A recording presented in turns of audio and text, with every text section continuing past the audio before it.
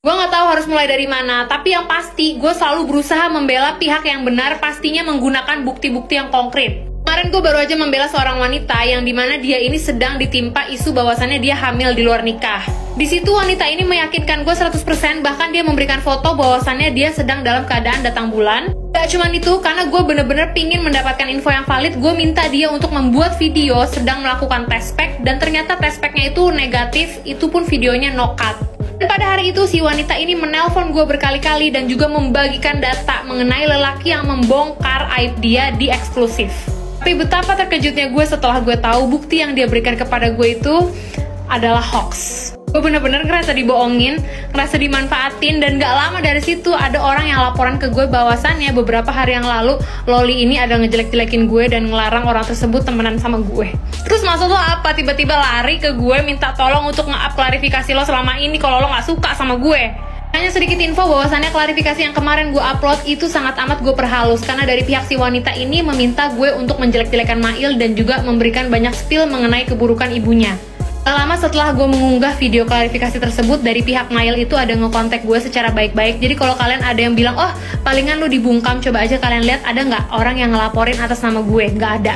Gak cuman itu, kalian inget nggak awal-awal kenapa si wanita ini dispekulasikan hamil? Karena ada bukti chat dari seorang wanita namanya Cindy. Dia bilang bahwasannya si wanita ini positif. Dan ternyata baru terbuka alasan kenapa Cindy nge-spill bahwasannya si wanita ini positif. Kalian bisa main ke akunnya Cindy, di situ dia udah klarifikasi.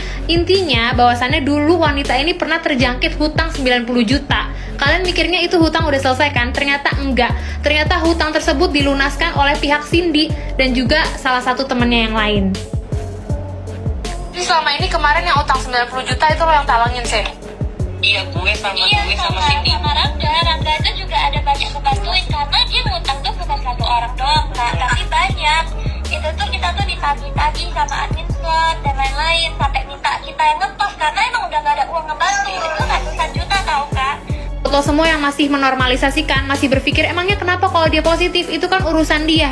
Di Indonesia Raya ini tidak bisa ya kalian membenarkan yang namanya aborsoy. Gue dari lubuk hati yang paling dalam, gue meminta maaf banget sama Mail dan juga sama Kaniki, karena mereka berdua ini jadi kebawa-bawa, dianggap mereka ini orang yang jahat. Padahal kalau kalian tahu ya, Mail ini deket banget sama keluarganya Kaniki, bahkan sering banget dititipin, Mail titip Loli ya, kalau ada apa-apa tolong kamu maju. Dan semalam pada saat gue teleponan sama Mail itu dia ngebuka semuanya, dan kalau kalian ngikutin drama ini semua dari tahun lalu, segalanya akan terasa make sense. Dan ya udah, Kaniki dia tuh ibunya, dia yang paling tahu anaknya, dan juga Mail dia itu udah ngomong Loli dari umur berapa tahun, jadi dia udah tahu banget busuk-busuknya. Sekali lagi gue minta maaf sama Kaniki dan juga Mail, bener-bener mereka jadi kebawa-bawa dan ikutan dihujat.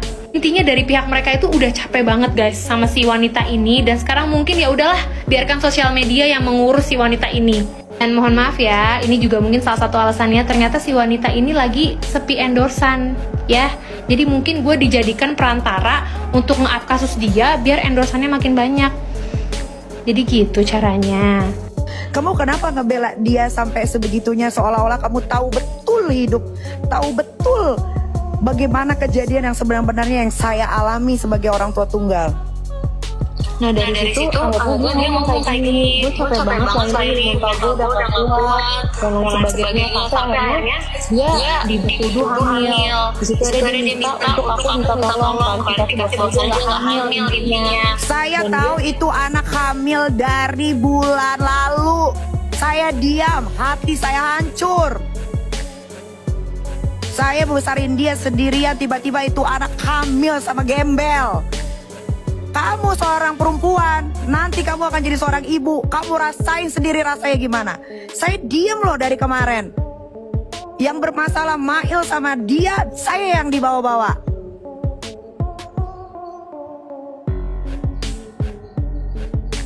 Dia biarin jadi konsumsi publik. Saya nggak mau, saya capek disalah-salahin melulu jadi orang tua. Kalau saya nggak biarin, itu pilihannya dia. Dia memilih untuk bebas, silakan bebas. Jangan lagi dibawa-bawa sayanya. Kamu kan bikin VT itu jadinya saya kena bully. Tapi kamu udah klarifikasi, udah kamu hapus itu VT-nya tanpa suruhan saya ya. Kamu harus kasih tahu ke orang-orang.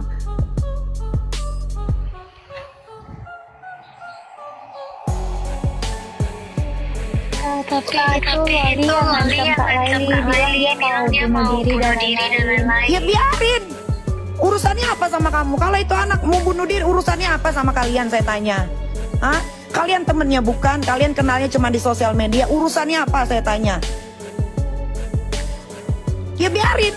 Kalau dia mau bebas, dia bebas. Dia mau bunuh diri, silahkan bunuh diri. Kalau itu jalan pilihan hidupnya. Urusannya sama kalian ini semua apa? Saya tanya. Ah, kalian kalau kasihan, jangan diomongin. Ambil, rawat. Masukin ke kakak kalian. Terkadang niat baik kita itu tidak selalu dianggap benar di mata orang lain. Assalamualaikum warahmatullahi wabarakatuh. Salam Om Swastiastu. Namo Buddhaya, salam kebajikan dan salam sejahtera untuk kita semua. Lagi ramai perseteruan antara seorang Nikita Mirzani dengan konten kreator, gara-gara konten kreator ini mengangkat persoalan dari anaknya si Nikita Mirzani yang bernama Loli. Jadi mungkin sebagian besar kita sudah mengetahui tentang persoalan dari Loli bersama Nikita Mirzani maupun Loli dengan Fadel dan juga Loli dengan berbagai macam ceritanya yang belakangan ini memang lagi ramai diperbincangkan di media sosial. Tampaknya niat baik yang dilakukan oleh seorang konten kreator bernama Loli juga ini ujungnya dia dikecam oleh Nikita Mirzani, ibunda dari Loli tadi. Tadi kita simak bersama-sama bagaimana pernyataan-pernyataan pedas yang dilontarkan dari seorang Nikita Mirzani kepada si Leli ini. Mungkin antara si Leli sama si Loli ini tidak ada hubungan darah. Mereka mungkin hanya sebatas teman, sebatas kenalan.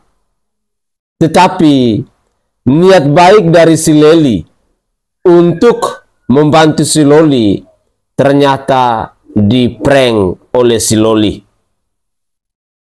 Itulah alasan kenapa di sapaan saya awal tadi saya katakan bahwa terkadang niat baik kita itu tidak selalu dianggap benar oleh orang lain.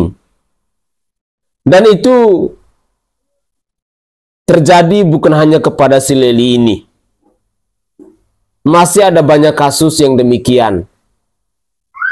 Terkadang niat baik kita untuk menolong orang, tetapi itu tidak diterima baik oleh orang yang kita tolong. Dan cerita-cerita seperti ini memang sudah terlalu banyak kita temukan. Yang menjadi catatan penting bahwa kita kalau mau tolong orang, jangan sampai kita masuk sampai ke urusan privasinya. Kalau hanya sekedar menolong sih nggak apa-apa. Tetapi kalau kita sampai masuk ke urusan privasinya dia, itu yang kadang-kadang berbahaya. Dan berikut ini, saya akan menyajikan beberapa cuplikan video terkait dengan komentar-komentar dari netizen yang maha tahu, maha benar, yang mengecam si Leli, wanita yang menolong si Loli, anak dari Nikita Mirzani ini. Inilah cuplikan video selengkapnya. Sorry to say buat Kak Leli ya, menurut gue lu sudah melewati batas sebagai content creator. Kenapa gue bilang gitu? Karena yang namanya content creator itu berhak dan bebas mengeluarkan pendapatnya untuk setiap masalah, berhak untuk meng-up lagi berita yang lagi viral gitu ya, tapi tidak memasuki diri lu ke dalam masalah itu sendiri. Karena menurut gue kalau udah sampai kayak lu ngejapri-japriin orangnya, lu ngechat orang secara personal gitu ya, dan lu mengulik sesuatu secara personal ke orang itu sendiri, menurut gue itu sudah melewati batas sebagai content creator. Karena gimana pun mau misalnya lu oke lah lu berteman nih sama si A gitu ya, tapi tetap itu bukan urusan lu sebenarnya, itu adalah urusan keluarganya mereka, dan lu nggak berhak untuk ikut campur ke dalam masalahnya karena lu bukan keluarganya dan lu bukan siapa-siapanya dia. Nah yang kemarin kan lu juga nih masalah Rachel V-nya juga menurut gua lu juga terlalu ikut campur ke dalam masalahnya, karena lu tuh sampai ngechat personal sama orangnya, nanya nih masalah sebenarnya tuh kayak gimana sih gitu, yang akhirnya masalah ini menjadi membludak gitu ya. Nah terus sekarang ada lagi masalah si Loli dan mamahnya. Ini juga menurut gue ada satu andil gara-gara lu masalah ini jadi kemana-mana. Menurut gue ya, menurut gue lu sudah terlalu dalam untuk ikut campur masalah orang ya, yang seharusnya tidak dilakukan oleh content creator.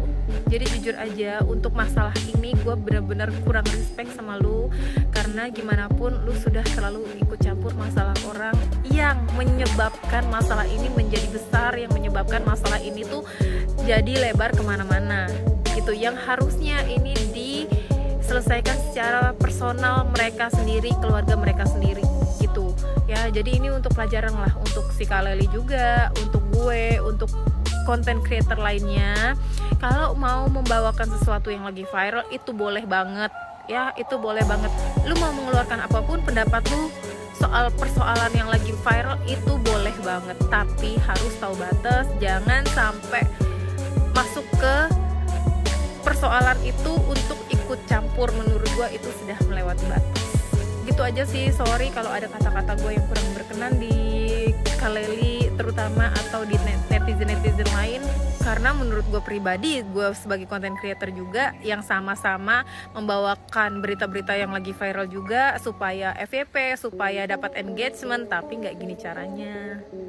Gue pengen komentarin satu konten kreator yang blunder gara-gara Loli. Karena kan konten kita sebenarnya sama ya jenisnya kan, sama-sama ngomongin kasus yang lagi rame gitu. Cuman kalau gue nggak mau terlalu into banget ke dalamnya gitu, gue hanya memberitakan sesuatu yang udah besar, yang udah rame gitu. Dan bahkan gue jarang banget nyebut nama. Ya gue mau lama lah di dunia pertokan ini, jadi gue nggak mau nyari ribut sama orang. Nah sedangkan konten kreator ini menurut gue terlalu serakah gitu. Mungkin ya, dia merasa tinggi hati gara-gara ada influencer besar, terus juga anaknya artis yang klarifikasinya ke dia, bukan ke konten kreator lain. Cuman bagi gue ya kak, itu sangat tidak perlu, dan gue sangat tidak iri dengan hal seperti itu. Karena apa, menurut gue hal itu tuh bukan ranah kita sebagai konten kreator. Mungkin kakak tuh punya platform yang besar gitu ya, tapi kalau misalkan itu kasus nggak menyangkut kakak, lebih baik nggak usah banyak ngomong, nggak usah banyak klarifikasi, karena itu bukan urusan kakak untuk klarifikasi. Kakak cukup memberitakan kasus yang lagi rame. Untuk klarifikasi cukup orang yang bersangkutan di kasus tersebut. Apalagi nih kakak sering banget klarifikasi cuma denger dari satu pihak, bahkan yang influencer besar dia cuma denger dari perantara. Makanya dia sering banget gonta-ganti keberpihakan gitu. Terus udah gitu after blunder ini dia tuh kayak nutup komen gitu kak. Ya gue nggak tahu kenapanya, mungkin dia takut diomelin sama netizen gitu. Padahal sebenarnya ya lo berani berbuat, lo harus berani bertanggung jawab. Yang namanya diomelin netizen ya terima, namanya lo salah. Tapi dia milih untuk nutup komen, dan sekarang dia udah buka komen lagi. Semoga ini beneran jadi pembelajarannya, soalnya kan kemarin juga lo nggak belajar gitu. Padahal dia udah blunder dari yang influencer besar gitu, dan dia nggak belajar dari pengalaman, dia malah habek aja yang masalah anak artis. Makanya sampai diomelin kan sama emaknya. Lo pada kan maksa banget ya untuk si Loli balik ke rumah nyokapnya dan minta maaf. Tapi menurut gue enggak, Loli mendingan lo tutup buku mengenai nyokap lo dan mulai kehidupan baru. Karena gini, satu Indonesia udah nasehatin Loli, dan gue yakin sebenarnya dia tuh nyesel dan ngerasa bersalah intinya. Tapi kalau kita ngeliat body language-nya Mama Nikita selama ini diundang podcast sana sini, emang dia tuh udah nggak mau, udah nggak bisa, udah deh Loli, lu berjauh deh, kayak gitu loh.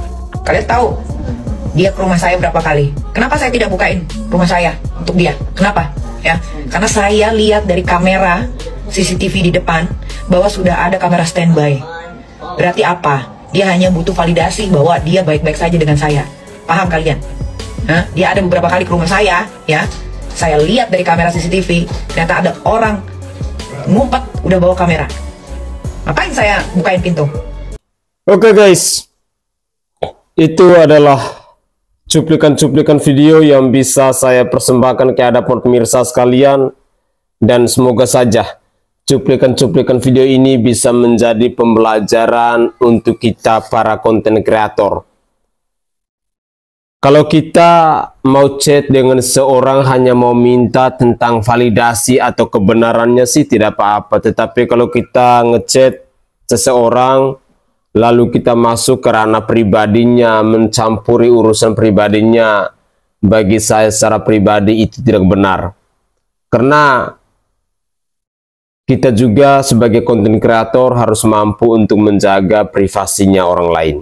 Ada hal-hal yang bisa diangkat, yang bisa kita suarakan, dan ada hal-hal yang tidak bisa kita lakukan itu.